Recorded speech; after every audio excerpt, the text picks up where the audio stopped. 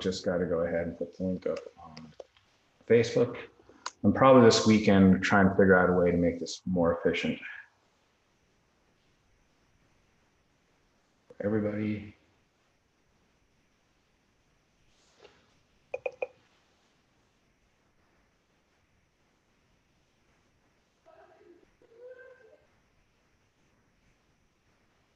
Can't tell if the sound is on or not.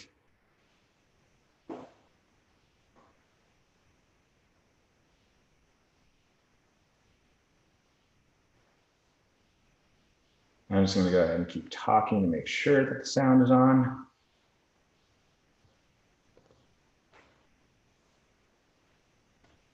So if I'm babbling to myself like a crazy person, please understand. Here's all the sound is on or not. All right, perfect.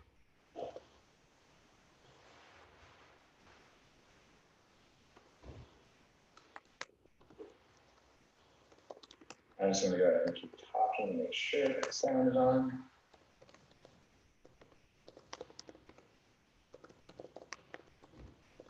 So I'm babbling to myself like a crazy person, please understand.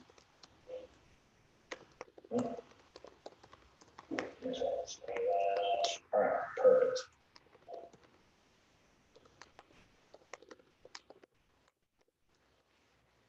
Almost done, almost done, almost done. I can close this up now.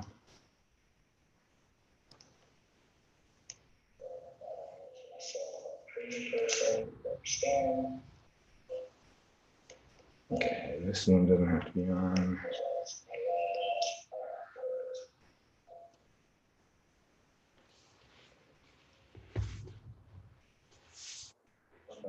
Almost done.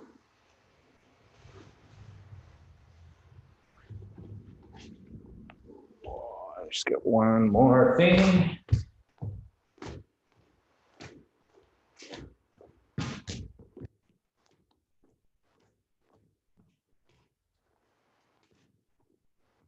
Hi, morning team. It is April the 17th. I think that's right. 2020, day number whatever of our quarantine jiu-jitsu sessions. And for today's class, on Friday's class, the ones that I'm going to teach, I'm just going to kind of regulate these to question and answer sessions. So anybody that's on Zoom, you got first crack at this. If you have any questions for me, because in the setting, to some extent, I can actually demonstrate the technique, which might help out. You can ask me about history. If you want to be that person to try to stump me about jiu-jitsu, I know a lot. I don't know everything. I'm particularly not as involved within the sports scene as I used to be, but history questions I'm really good at. Or really anything else right now, okay? So to start off today, I'm going to go ahead. There was a question that I got from somebody earlier this week that wanted to ask me and then plumb forgot. So I'm going to go ahead. I answered them before, but I'm going to answer all of you right now because I think it's a good question. What is the difference between Brazilian Jiu-Jitsu, American Jiu-Jitsu, and Gracie Jiu-Jitsu? Okay. So the question was, actually the question originally was, what is the difference between American Jiu-Jitsu and Brazilian Jiu-Jitsu? But I'm going to go ahead and throw Gracie into there as well. And if you can think of any other terms of Jiu-Jitsu that come up front, feel free to add those in as well. But I'll go ahead and give you my answer on that. I believe that on a broad level, those are largely marketing terms, whether we call it Brazilian Jiu-Jitsu, Gracie Jiu-Jitsu, or American Jiu-Jitsu. From an historical lineage perspective, all that came from the same place, okay? Although it's a little bit murky, my friend Robert Drysdale is actually shooting a documentary right now, which is aiming to solve the true history of Brazilian Jiu-Jitsu. And the last conversation I had with him about a year ago, he mentioned that the details were murkier than he thought. Like there were certain facts that he picked up that even he wasn't aware of at that point. So I found that fascinating. But that documentary, actually I'm not quite sure when the documentary is coming out. He's doing a little bit more of the interview circuit, talking about it a little bit more, so it's leading me to believe we're a little bit closer to getting that finished, okay? But again, going back to the original question, what is, for our perspective, the difference between Brazilian Jiu-Jitsu, American Jiu-Jitsu, Gracie Jiu-Jitsu, etc. Okay, particularly, not just folks that are watching here on Zoom. If you're going ahead and seeking out an academy, or if you're traveling, or if you're brand new to art, whatever. And I largely believe, to a surface area, that those are marketing terms. Okay, so lineage-wise, that all of us came from the same place. You can trace up here from Japanese Jiu-Jitsu, the Kodokan, or Judo more specifically at that point. Then you can talk about Maeda traveling to Brazil. He was both a catch wrestler, okay, judoka and catch wrestler. He participated in matches around the world, along with the catch wrestling circuit, in addition to the judo circuit. And he was also a diplomat. Like Maeda was one of the folks who helped establish the Japanese colonies in Brazil. There are more Japanese people in Brazil right now than any other place other than Japan. Okay, so Maeda definitely took on a few students, and the most prominent of the students that he took on was the Gracie family. Originally Carlos Gracie, who in turn worked with his brothers down to the youngest, Elio Gracie. 5 Gracie brothers, Carlos, Gaston, George, Elio. Doing this off the top of my head, I know there's a 5th one right there, but there's generally recognized as 5 main Gracie brothers. And from them, then there's a lineage that went all the way through down to me. Okay, there's arguments and there's discussions also who else did Maeda teach and where their lineage came from. There's the Fada lineage.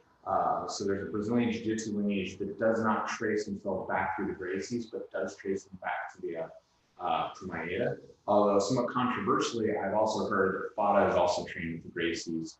So when dry cell comes out to stop your insurance, I hope that gets cleared up a little bit. But some of the progenitors of Novin Yao came from that Fada lineage. GX, which is also an IBJJF ranked team, doesn't claim necessarily always claim Gracie lineage. They go back a few different branches on that. Okay, but largely speaking, when we're doing this, we're talking about the same word. Okay, we're talking about the same art right there. Now it's being more widespread right there. We could have it, especially if you want this to become more widespread, or quote unquote Olympic sport. We're not even getting the Olympics this year, so I think chances of seeing the Brazilian Jiu-Jitsu in the Olympics in 2020 are pretty much nil. And I think it's actually what we begin with. You would have to try Brazilian. Okay, that's controversial for some folks, but if you really think about this, there's no art in or sport or activity in the Olympics that's going to allow you to go ahead and throw a country name. You don't call it Japanese judo. You don't call it Korean taekwondo. Okay, make a case for Greco-Roman wrestling, but it's not Greece wrestling. Okay, it wouldn't be called Brazilian Jiu-Jitsu. Okay. I do think the label Brazilian Jiu-Jitsu is important to distinguish it because there are separate Jiu-Jitsus. Japanese Jiu-Jitsu, for example, sometimes they spell it the same way we do in terms of Jiu-Jitsu, J-I-U. Sometimes they spell it differently, J-U-Jitsu, okay? So there is a distinction between what we would practice, what we practice in here, versus some other forms of jiu-jitsu. I know there's a Kempo Jitsu, there's a few other things. I'm not as up on the lineage or the history on those, but I would say that there's definitely differences in those. Okay? But now we come down to Gracie Jiu-Jitsu versus Brazilian Jiu-Jitsu versus American Jiu-Jitsu versus whatever other Jiu-Jitsu term that you want to throw on there. On a surface level, on a broad level, I think they're marketing terms. After all, we can trace each of those arts back through the same lineage. Even though I just said Brazilian Gracie, maybe not, but at least we can go back to Maeda and they're all the same. We have the same goals, we have the same emphasis on groundwork, et cetera, et cetera. So I would say in those ways are the same. But as things kind of branched out, as there's competition within the jiu-jitsu community for your attendance, your dollars, your business, whatever you have on there, sometimes people need ways to differentiate themselves between this. between other schools. Eddie Bravo happens to be a good friend of mine. I've known him well before the 10th Planet system came up. But when he called it 10th Planet, okay, when he really emphasized on Nogi, he doesn't really consider himself, if you have a conversation, any different than any other person. Okay, he's very proud of his lineage. He's a very decorated student of Jean-Jacques Machado, one of the most classically, most well-respected Brazilian Jiu-Jitsu instructors out there. And Eddie still pays homage to Jean-Jacques Machado.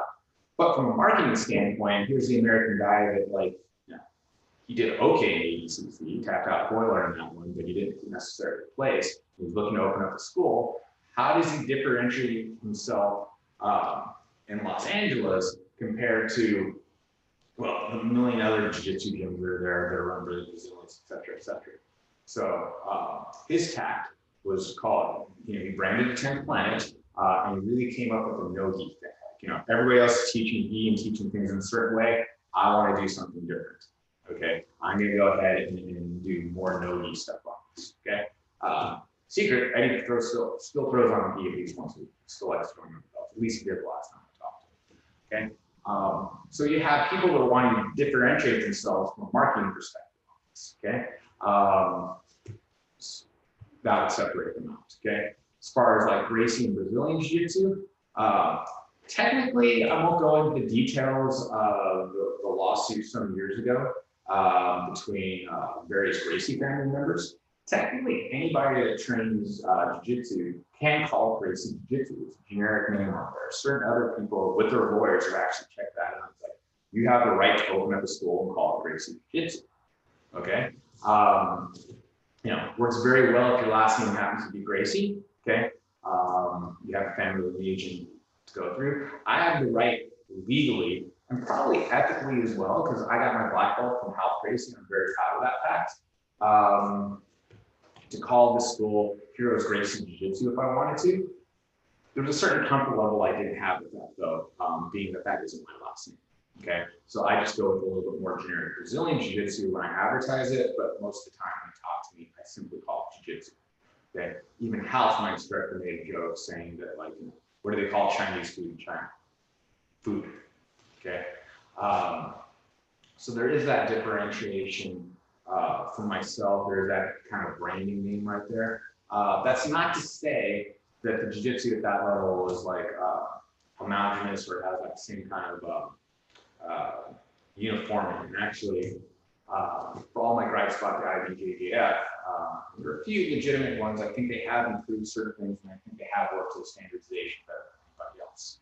Okay,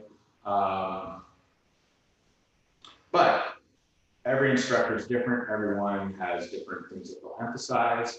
Every school has a certain reputation. Everybody has certain things they like to work on. I think jiu-jitsu is deep enough art that if you covered a bunch of different things, or if you wanted to cover the whole rhapsody of the thing, you couldn't learn it in one lifetime. Okay, you certainly couldn't master it in one lifetime. There's just so many things that you can do. So you're going to pick things that are your favorite things. As an instructor, I pick things that I think are useful to me, that'll be useful to my students. Other instructors are perfectly fine to show what they want on that. We're still within the umbrella of Brazilian Jiu-Jitsu. Gracie Jiu-Jitsu, again, explaining that difference and how they're very similar. I do have to throw one caveat. Gracie Academy Jiu-Jitsu is trademarked by Florian Gracie. Gracie University Jiu-Jitsu, I believe, is trademarked by Henner and Huron. I know there's a bit of a sticky situation right there. But I would say if somebody said they trained under Gracie Academy, Gracie University, they would have a much, they would tend to have much more of an emphasis on the self-defense aspects of jiu-jitsu than a lot of other schools do right now. Okay, they're very proud of that fact. They set themselves from a marketing standpoint, if not a philosophical standpoint, that they tend to run very differently that way. That they run the self-defense first. They care very little about sport jiu-jitsu to a certain extent. You know, the way they marketed themselves initially was through the use of the UFC, like, hey, let's see how well things work in self-defense. That's not to say that the family themselves are so rigid that they wouldn't compete in sport jiu-jitsu, or they don't believe it or anything like that. They're throwing out the knowledge and it's like, we'll do with it what you want. Like, you know, this is what we want to do.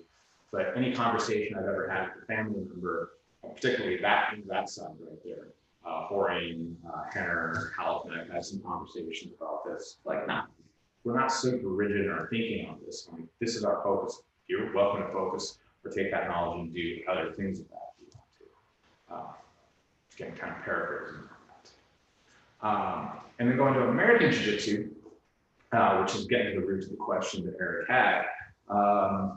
You know, all those folks that are claiming American Jiu-Jitsu, lineage-wise, take one step back, and they're back under Brazilian Jiu-Jitsu. Like our lineage, our claims still run the same way on this. I would say there's two reasons that people might have gone with the American Jiu-Jitsu term. Number one,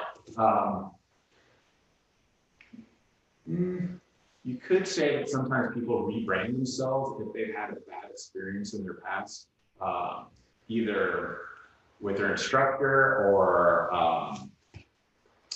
I'm going to put this delicately, but like sometimes dealing with the Brazilian culture side of things, that we want to kind of separate Jiu-Jitsu from Brazilian culture. Like when I started off, we were very intermeshed. I think Brazil has a wonderful culture, but I can see how sometimes we want to separate those from a couple of different standpoints. So I'll just leave it at that. And most of the people that I know that are claiming and sporting and flying the flag of American Jiu-Jitsu also have a bit of a grappling background in Jiu-Jitsu or other things like that, specifically wrestling, okay? I don't think that's a prerequisite to be American Jiu-Jitsu, but I've just noticed that the more the guys that throw the American Jiu-Jitsu flag out there, the Shields brothers, for example, they were folk style wrestlers before they got involved in Jiu-Jitsu. And so they definitely brought something into the way their emphasis in Jiu-Jitsu, their art, they express the way they teach it, that I think is certainly unique. And I will say that in the last 25 years that I've been involved with Jiu-Jitsu, that involvement in wrestling, that opening up and seeing other grappling arts, in some ways should force Jiu-Jitsu to evolve. It definitely forced Jiu-Jitsu to evolve at one point. You know, Jiu-Jitsu, again, I'll speak from my personal history. It's just kind of that proving ground. It's just like, let's see, you know, let's prove that grappling works. Let's prove that Jiu-Jitsu is the art. Let's go ahead and go against different styles and rules and things like that. And we'll go from there. Okay, and you have to learn how to be effective against those different arts. And you have to have that mindset. Okay, nowadays I think Jiu-Jitsu, for lack of a better word, certain Jiu-Jitsu, certain schools, certain ways, because we have this competition aspect, it's got homogenized. And Jiu-Jitsu is fighting other Jiu-Jitsu. So Jiu-Jitsu has this mindset because of the rules. Okay, I need to beat other Jiu-Jitsu within the context of a certain rule set right there. When somebody comes in outside of that rule set, two aspects of it. When somebody comes outside of that rule set and also understands Jiu-Jitsu, what they're trying to do, that actually puts the Jiu-Jitsu athlete that only understands Jiu-Jitsu, that only thinks about competitive Jiu-Jitsu in that sense, at a pretty big disadvantage in that sense, okay? The Danaher Death Squad, Tonin and Ryan, are definitely Jiu-Jitsu. Like, they've never claimed anything other than Jiu-Jitsu, but the style that they did, a lot of the leg attack, the heels, hooks, and whatnot, were forbidden in Jiu-Jitsu for a while, so certain aspects of folks had difficulty dealing with that. So that's one example of how that goes. You can go all the way to the spectrum of, say, like Josh Barnett, who holds a black belt Jiu-Jitsu, and this thing himself in written articles, he's never claimed Jiu-Jitsu in his career before. He just wanted to enter the Nogi Worlds one year, was only allowed to do so, in all fairness, as well, but they gave him a Jiu-Jitsu black belt, but he's never flown. It's always flown the flag of catch wrestling, which systematically is definitely different than Brazilian Jiu-Jitsu. Okay, but he also has, even though he's never claimed the honors to fly the Brazilian Jiu-Jitsu flag, definitely has an understanding of Brazilian Jiu-Jitsu as well as grappling, or well enough of this understanding that he would have an advantage over somebody that that only comes in from a Jiu-Jitsu perspective. And actually, he did really well in that Nogi World Championships. He's done really well in other competitions too. Most recently, on a submission-only match, he took Dean Lister.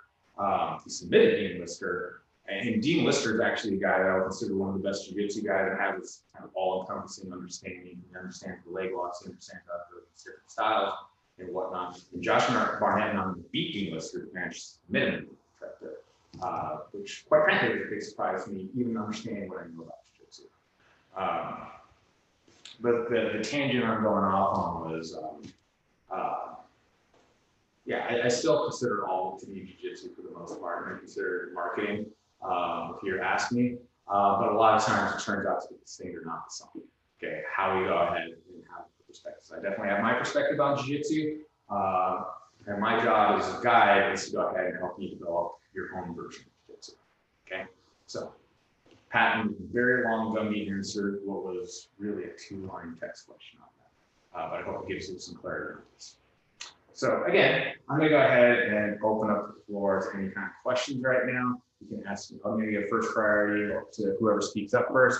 We're on Zoom. We're on Facebook if you want to do it that way. I'll check the YouTube stream. I can show stuff from a technical standpoint. Or maybe you're like, just get to the damn drawing, Gumby.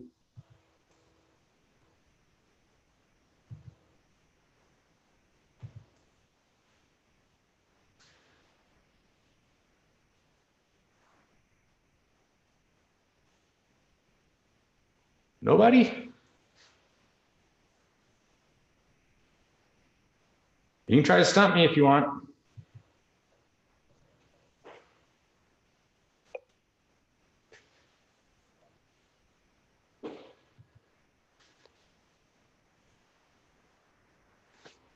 And check my text, et cetera, et cetera.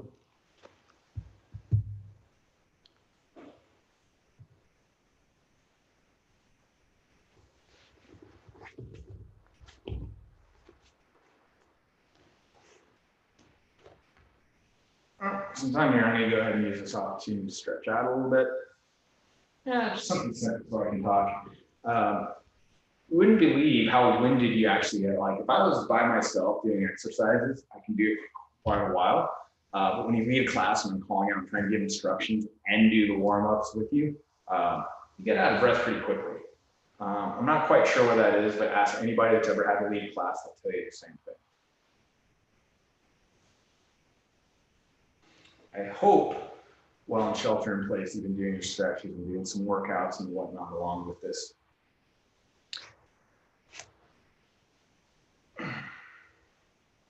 In the sense that if you just kind of stay put or sit there in place for the last couple of weeks, you're gonna be in trouble when you get back on the mat. Honestly, this is the longest no, that's not true. This isn't the longest I've ever gone without rolling. 2 injuries in particular took me out quite some time. I broke my hand in the competition. I won the match. I was have to throw that out, but I did break my hand. I had a spiral fracture here on my hand, and I don't know where it happened. I've seen the video. I've watched it a bunch of times. Video's lost, or else I'd share it. But you can see how my ring finger on my left hand, the knuckle's a bit shortened out.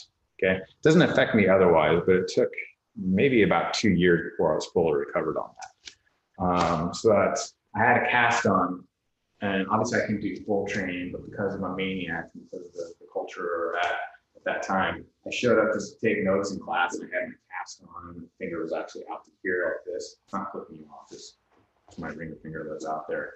And I was like, what you doing? Get on the mat. So yeah, I wound up training technique and just really worked on my guard for a couple of, I think it was like 6 weeks while I was on the cast. And I think I even did guard passing drill. Wrote up a little list of anybody that managed to grab my pass, which they did, or worse yet, they came in a way that wrecked my finger. I was coming after them after that when the cast came off, but that took me a little while. And then the other thing that took me out longer than anything else was groin. Groin's actually a little banged up right now. I'm trying to let it heal. But I remember when I did it, it was so bad that I couldn't, it was my right side actually. I couldn't accelerate properly on the car. When I drove home from class after it happened, I had to cross over here to use my left foot. So my right foot wasn't extending at all. And that was the one that I couldn't figure out a way around. In fact, now that I've learned a little bit more about that, they say with groin injuries, you basically just need to take it easy on that. Like you can only make a groin injury worse. Like time's the only thing that will get that better. And I know a few folks that have gone through that are listening through right now. Yeah, they're all.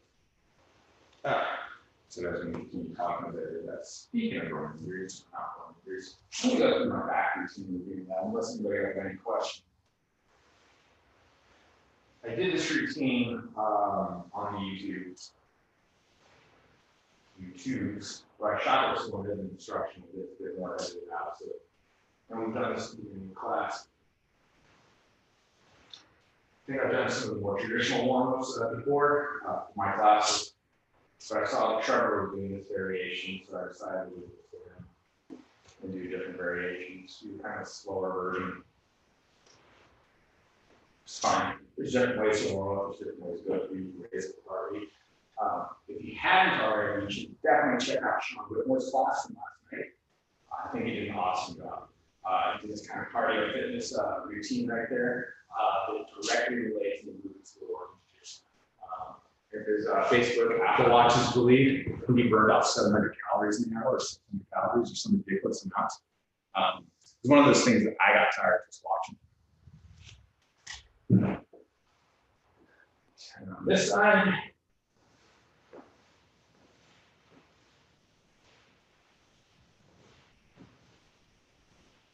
and if you have questions, guys, keep text. Send any kind of message on this, go for it.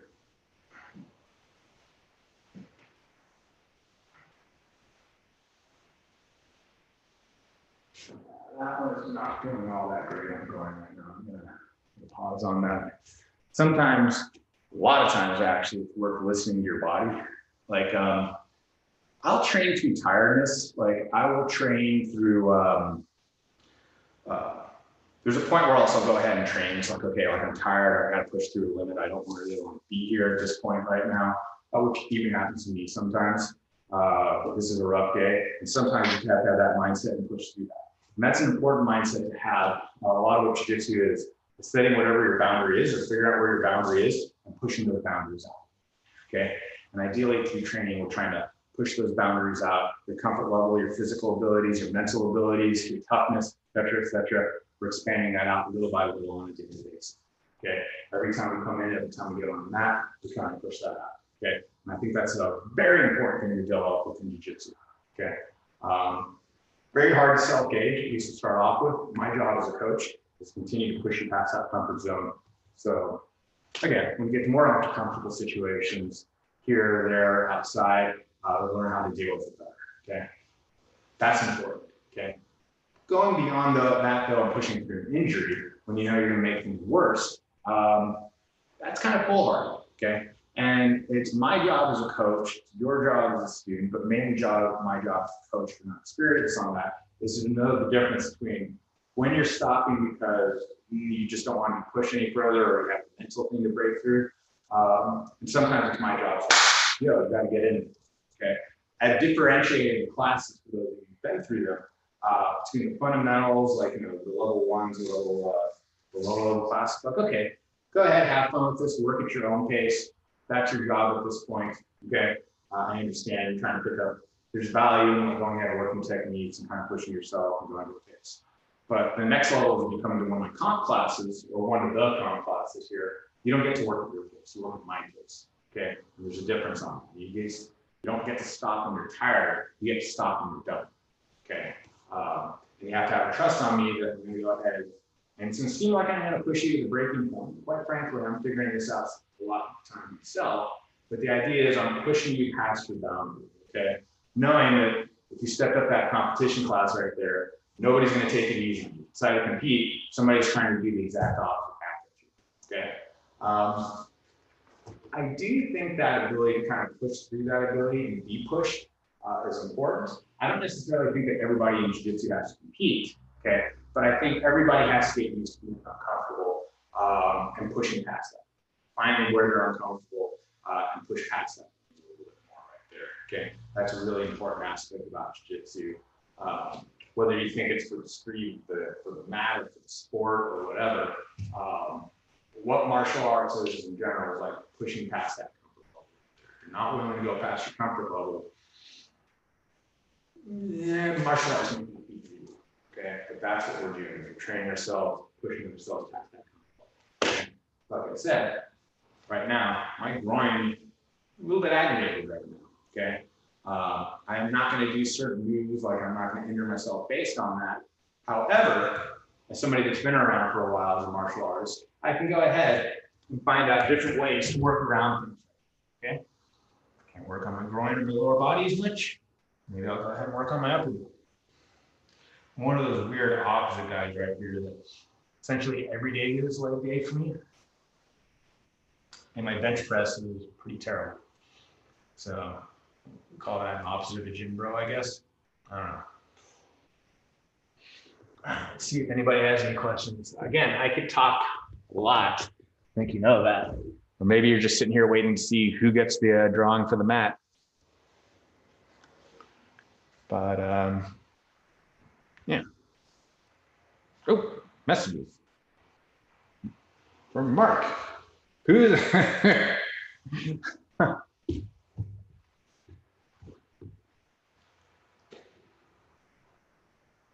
who is the biggest D-bag in Brazilian Jiu-Jitsu? Watching your stream, that was my question. Anybody you met you thought was just bad for the sport, or conversely, the best ambassador for it? Wow. All right. Let's start with the best ambassadors for the sport. You know, if I was to show Jiu-Jitsu to somebody that hasn't done it before, like who's the person that I would want representing the art, okay, which in essence represents me, okay? And it wasn't myself on that. Marcelo Garcia comes to mind. And there's a guy that I haven't competed directly against him, but I've had a coach against him before. Couldn't be a better sportsman at all right there. Like every time I see him, big smile, how's it going?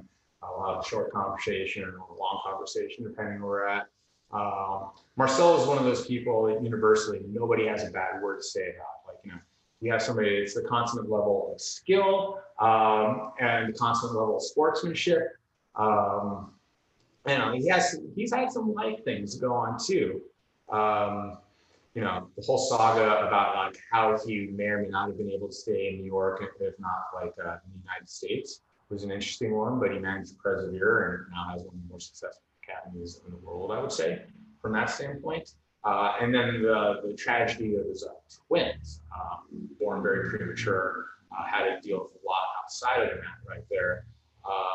Again, like always comes through as a shining example, in my opinion, in my personal dealings with him. So I definitely count him as one of the folks that I would say it would be like one of the top representatives. I think a lot of people also, this might be a little bit controversial based on some of his views, but I think a lot of us look up to Enzo. He'll go ahead and say his mind. He's a genuine person. He's a passionate person too. Like, I don't know how to put this. Like when he's like, you know, of course I'm close to him because he's the brother of Half and they're close and I'm close with Half. So therefore I know Enzo pretty well right there. But he's always been a really genuine guy. Like, you know, if he's like, he's the epitome of that saying, like, he's your friend, he's your best friend in the world, but if he's your enemy, watch him. I think the family's very much like that. But I think his energy and his attitude and his ambassador for Jiu-Jitsu has done a lot for folks.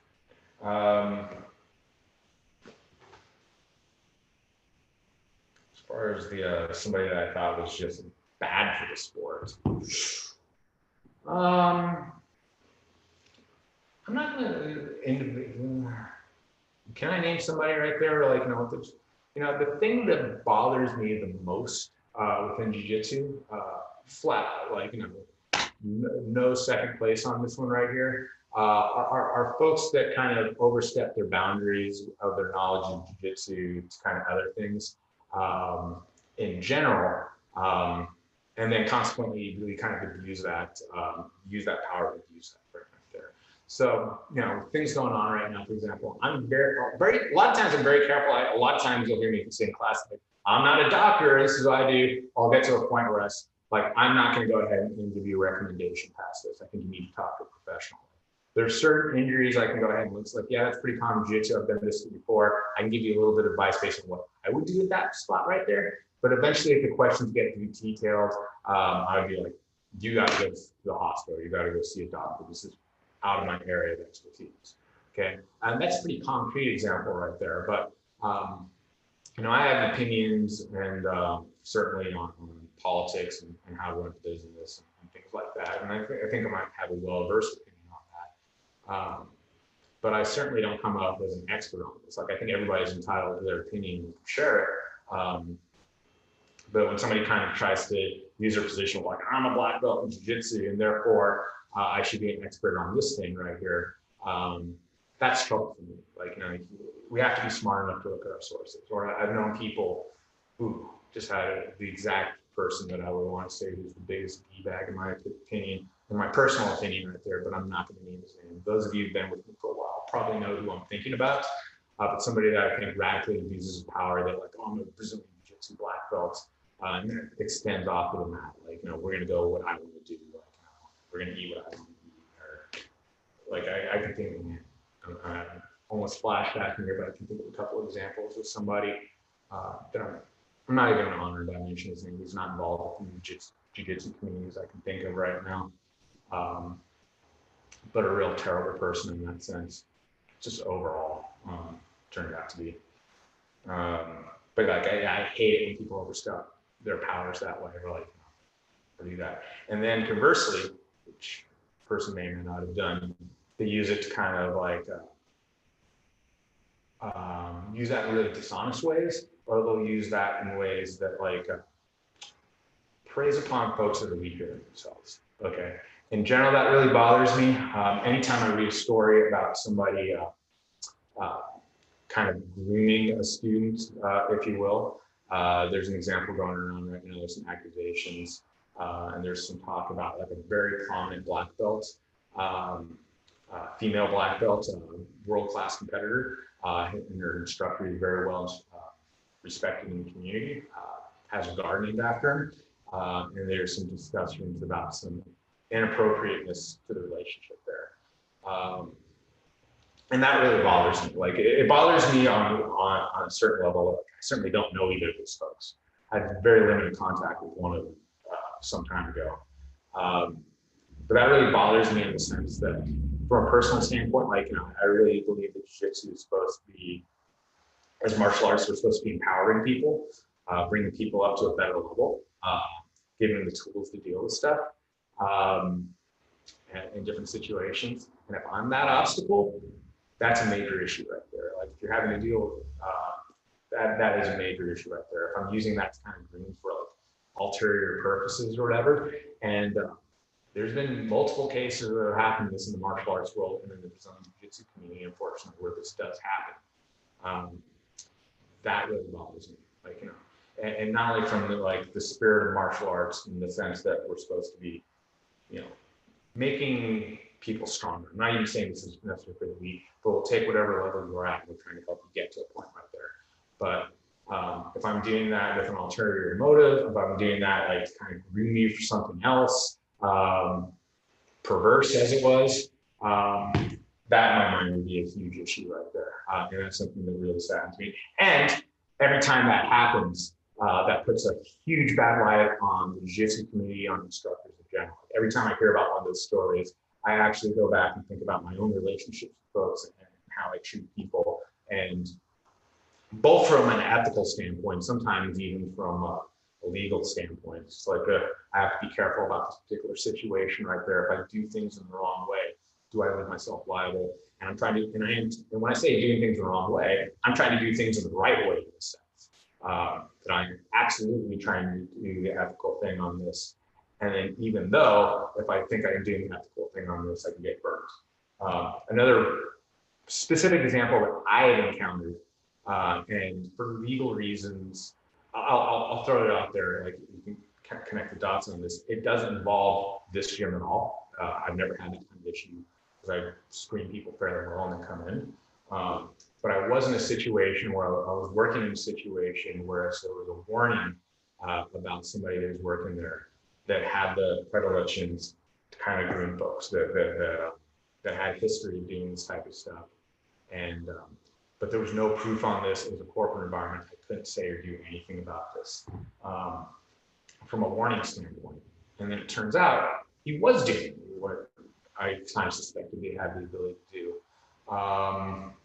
And again, from a corporate legal standpoint, I couldn't do anything about this, which was ultimately one of the most frustrating things that I've gone through. Like, like the mat will prepare you for a lot of things in terms of stress building and stuff like that. But when something's out of your hands like that, that's as frustrating as anything gets on that right there.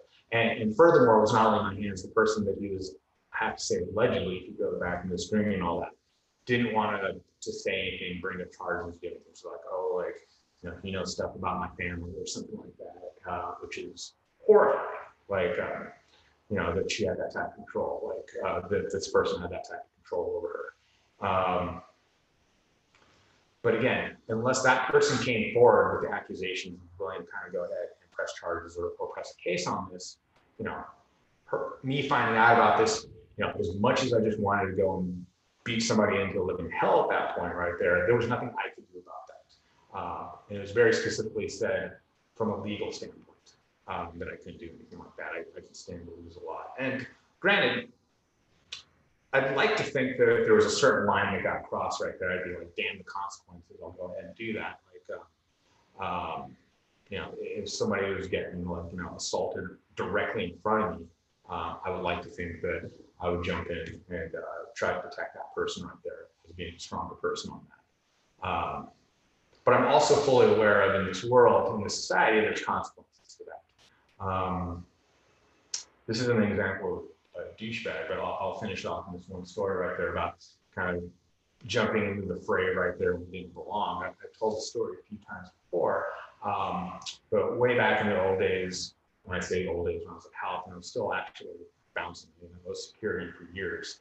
And I don't like to talk about those stories as much anymore because I can glamorize certain aspects of what I did back in those days. And I'm not saying it's wrong, but it could potentially be dangerous. But the wake-up call for me was, I had a few guys that followed into bouncing because like they saw what I could do, and they were like, they heard some of the stories and stuff like that. And there's not like a screening test to get one of those jobs, unfortunately. Like if you have some experience in the field, you know what's going on. Somebody like staff and a boss, and like it's absolutely necessary to do this type of work. But some folks will go ahead and kind of screen you out and give you some ideas and give you some ways of preparing yourself for this. And some folks will just look at you as bodies like, okay, $10 an hour, whatever we're paying you at that point. Just go ahead and look into me at the store. And this guy, for lack of better words, was,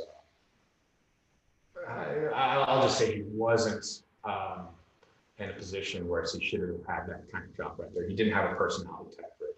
Like in a very real way, our story, the very limited amount of jiu-jitsu he had at that point gave him a false sense of security. He's one of those guys, like I'll tell you, as an instructor that always drives me crazy. It's like that you show somebody in the class and you look around and that person's trying to instruct somebody else. Sometimes at a higher level than themselves, and you look at them, they're explaining it completely wrong. Every instructor's had that at one point where you look around, it's like, you don't know what you shouldn't be instructing at this point. You're overstepping your bounds at this point. He was definitely that guy from the get-go. Like he definitely had a bigger head than he should have on this. But okay, most of the time when you do that, it's annoying to the instructor. No harm, no foul on this, although you kind of have to regulate the class this way.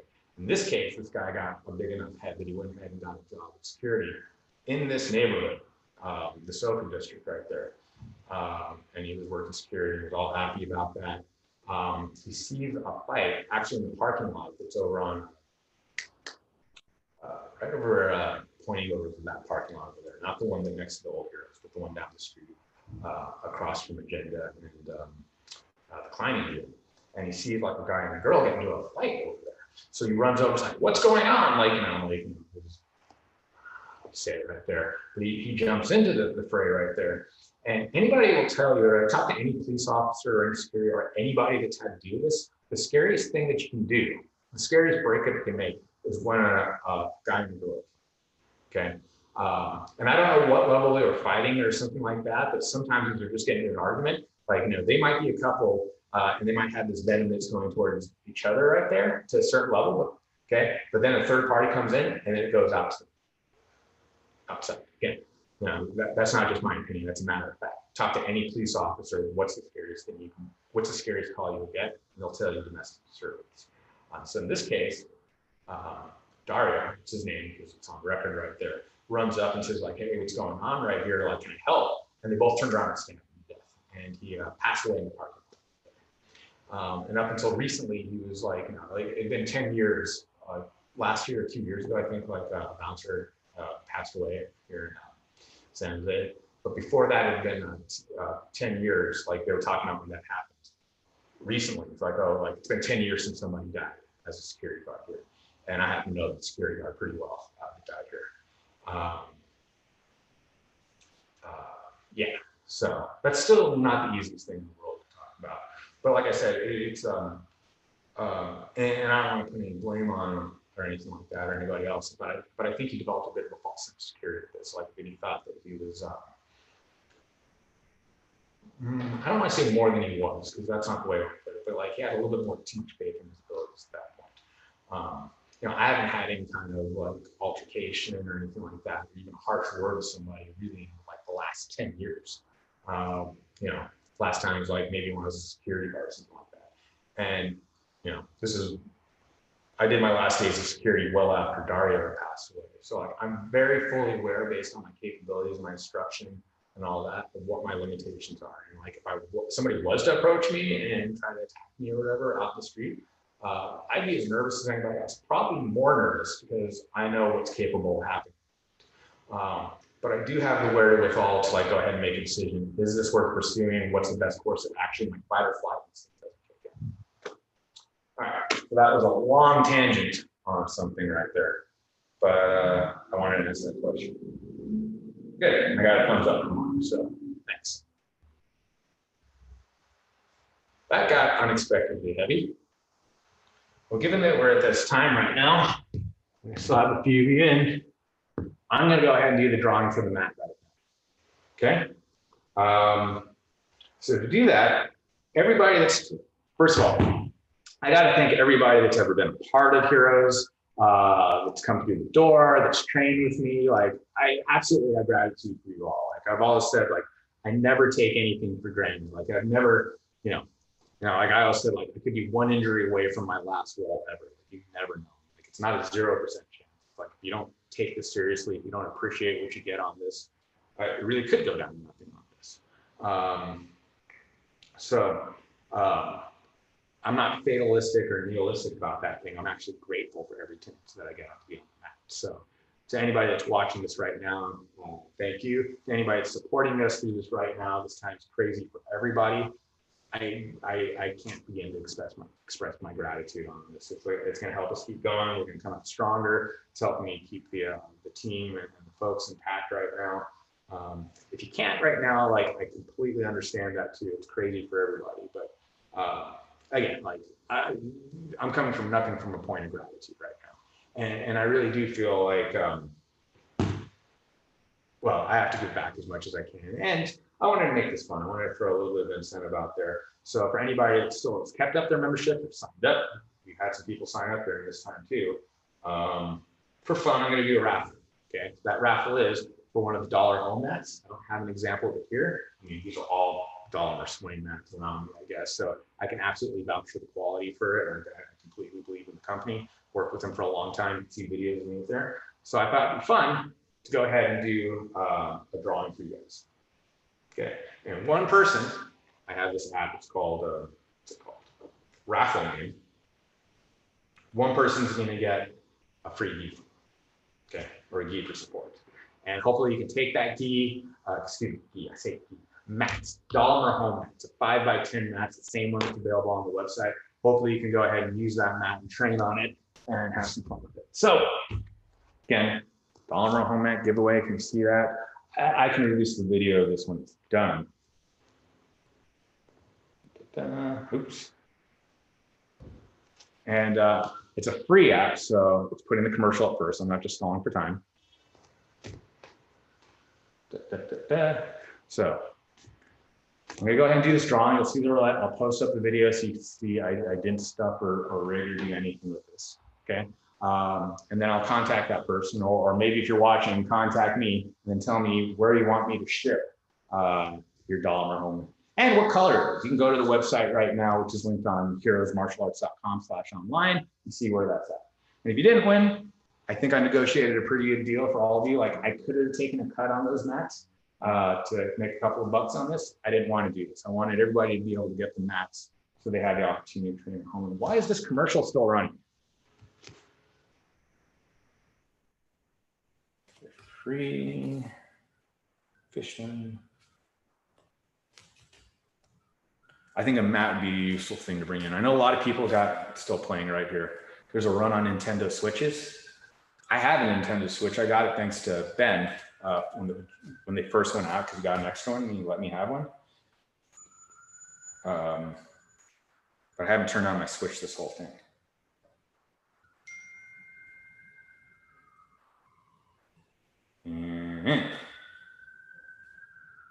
Making me play this game. I swear this is okay.